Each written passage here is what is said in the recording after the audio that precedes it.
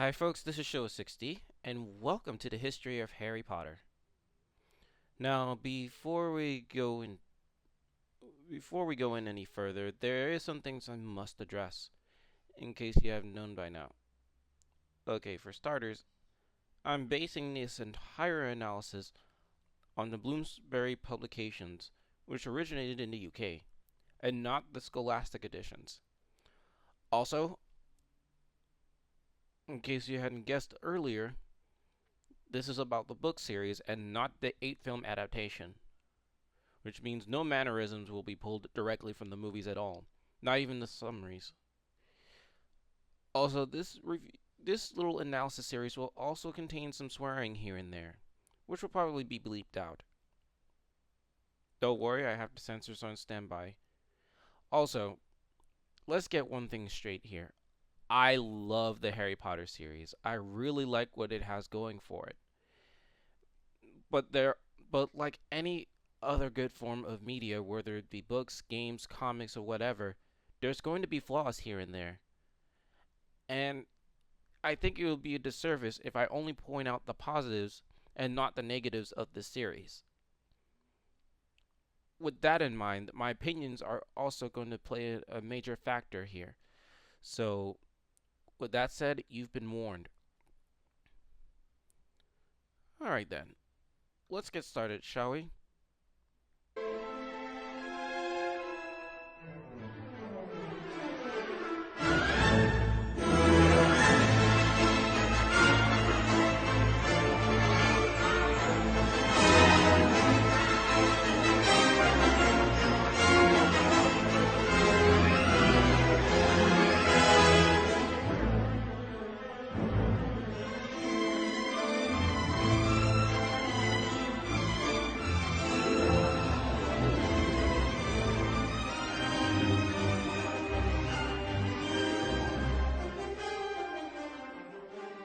The first chapter initially describes the living arrangements for our soon-to-be hero, Harry.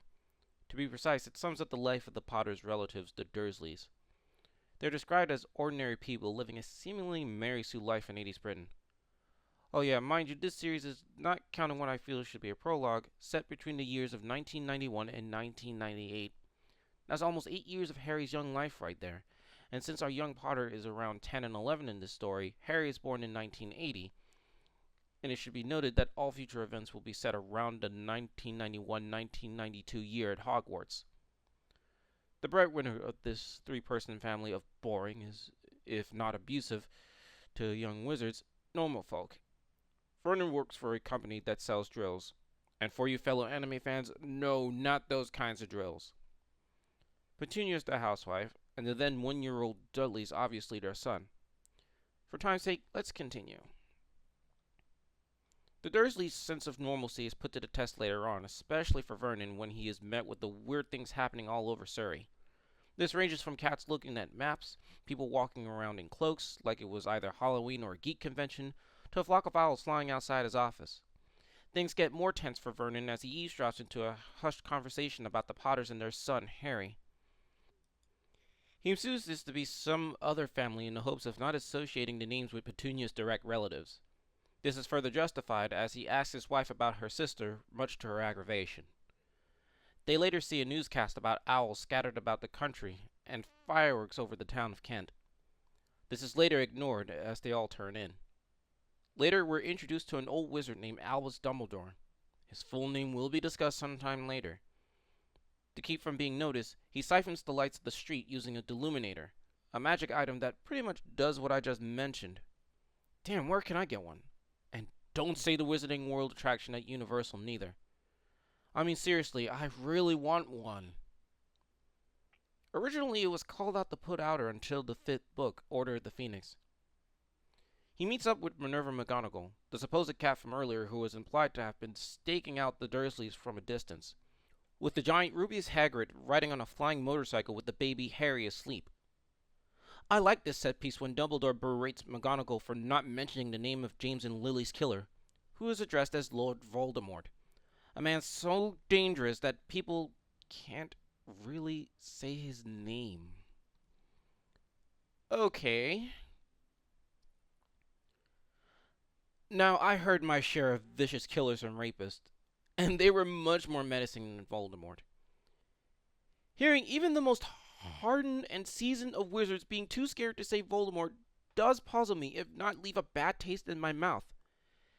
And it's an embarrassing notion to live in a society that fears one lesser criminal well enough to even treat his name like a swear word that even adults lose their bowels to trying to utter it. And does it get worse the more you read this series. I mean, we do get an alleged reason as to why this is the case, but I feel this is a tad petty, even for a book for young people. In fact, many devout religious people watching or listening should be pretty damned ashamed of themselves of punishing this series with the knowledge in mind.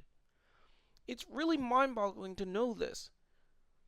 In fact, even Voldemort's loyal followers, which we'll get to later in this retrospective, are far more menacing than Voldemort is. That's kind of sad.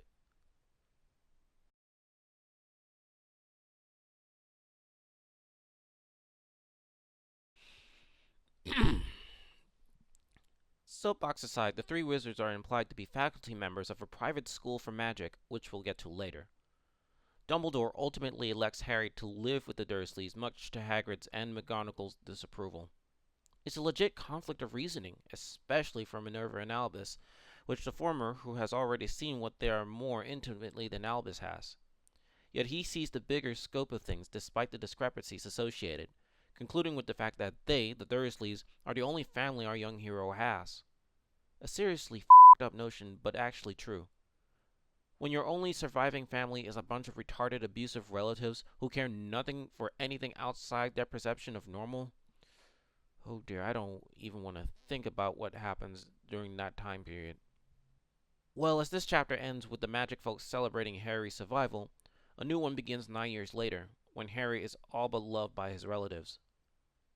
In the school that he goes to, he can't make any friends without his cousin threatening violence. Dudley is one hell of a spoiled little bastard here. His parents treat him like a god while they have our hero sleep in a cupboard under the stairs every night and wears hand-me-downs from his cousin.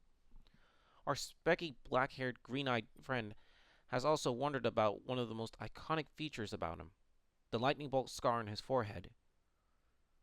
Yet his aunt and uncle dismiss it as a result of a car crash, which we all know that's horseshit since that will be debunked later on. Harry forcibly charged not to ask questions at their request. Also, Dudley's birthday.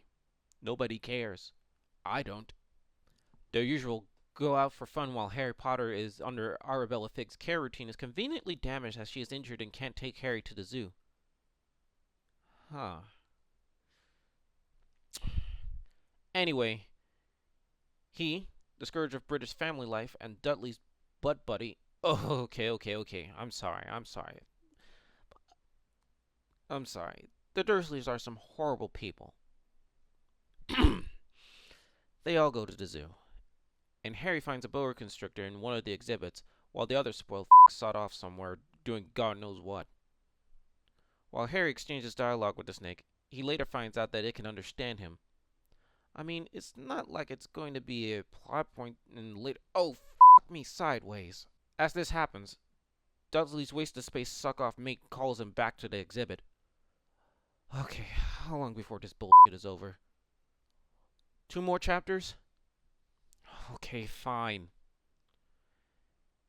Harry's pushed aside by the husky cousin of his to see if the snake will talk to him like he did Harry. That daft fat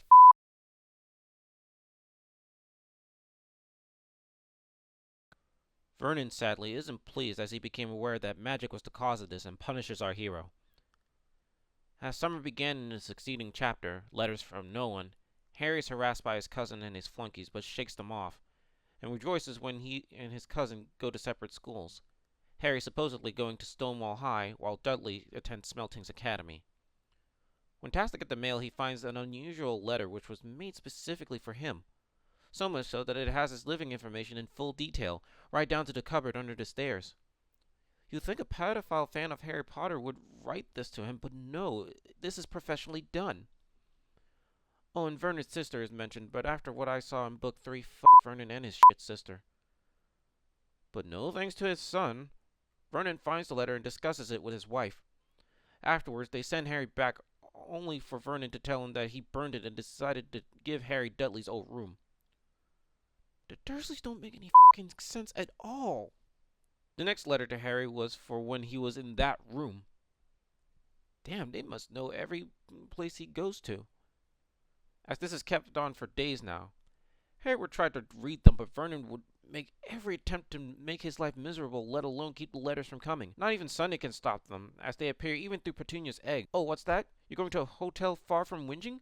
Well, f*** that noise. Harry is getting that letter. Oh, look at this. They're going to an undisclosed island. How cute. Send in Hagrid in Chapter 4, Keeper of the Keys. This chapter thankfully sets up what is to be one of the most memorable moments in history. More so when at the time of this chapter it's Harry's birthday, July 31st. Hagrid enters the dungeon shack and relaxes, while filling Harry in on all the things related to who he really is, the wizard's son of James and Lily Potter. Vernon pulls out a gun, telling the behemoth to leave. Hagrid meets little resistance. He then gives Harry a birthday cake and formally introduces himself as Rubeus Hagrid, keeper of the keys and grounds at Hogwarts School of Witchcraft and Wizardry. Harry knows nothing of what Hagrid told him, much to his disappointment. That turns to rage when he finds that the Dursleys failed to tell Harry anything concerning his past. It gets worse when Vernon mocks Dumbledore, the headmaster of said school, and later spills the beans on what really went down. It's made apparent that Lily is Petunia's sister, and that Harry's parents were murdered by Voldemort rather than the car accident. You know, that cliche disease found in anime where parents of young characters are damn near gone when we know it's an excuse to have said characters do whatever the fuck they want. Of course Harry's pissed that this was withheld from him by Petunia, but mostly out of sheer spite for her sister. I'll explain this tomfuckery justification next episode. The letter for Harry is of course revealed to be a letter of acceptance to the school. Despite Vernon's disapproval, however, Harry writes his response. Oh, and Hagrid does some boss shit by giving Dudley a pig's tail on his butt for his father's mockery of Hogwarts' headmaster in his presence. Sadly, he wasn't allowed to since he was expelled from Hogwarts before graduating, thus telling Harry to keep this a secret.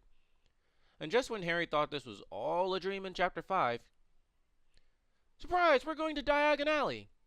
Why is that? Because he needs school supplies for his first year as a wizarding apprentice. Upon the trip, Harry is concerned about going without any money, but Hagrid assures him that his parents, especially James, left a hefty inheritance for him, all of which in the Wizarding Bank of Gringotts, a financial institution run by goblins, said to be the second safest place in the wizarding world. Give it a few books and we'll see if Hagrid ain't telling a bag of tripe. Of course, Harry's pocket chains isn't the only thing needed to be withdrawn, as Hagrid also has to get an undisclosed artifact to Dumbledore. I wonder what it is. Well, we'll end it here for now. But I will tell you this. Diagon Alley is one of the best chapters in this book. It's a great setup and transition for what's to come. And for all the crap Harry had to deal with up until this point, it does pay off to help him prepare for what he'll encounter later in the book. Trust me on this one. Time spent with the Dursleys, although grating, does have some funny moments, especially when Vernon loses his shit after seeing so many letters to Harry. Overall, it's a great start to what will be not just a book, but a cool series. Tune in next time when I cover Chapter 5 in detail, along with the next 5 chapters later this month. Until next time, this is Showa 60 saying, Johnny! See you later!